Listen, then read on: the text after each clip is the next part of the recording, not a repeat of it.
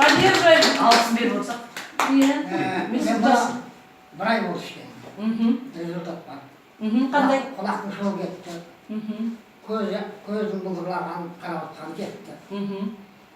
Бұл жаңа аяқ шашай көрсет, ол кетті, сол өтеді. Қайдадан жігіт болдым десеңізші. Доғал шамақ қойып отырсыз, қандай керемет результат.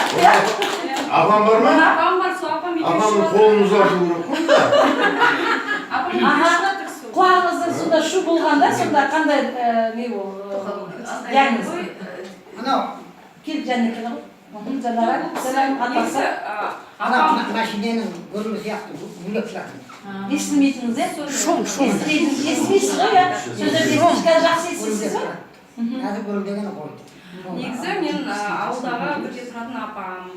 Сол кісі бірінші ішкен, ол кісі инсулинде отырған кісі. Қазір сол инсулин дәрісін бәрін қойып, осы нано-бальзамдарымызды ішіп жатыр.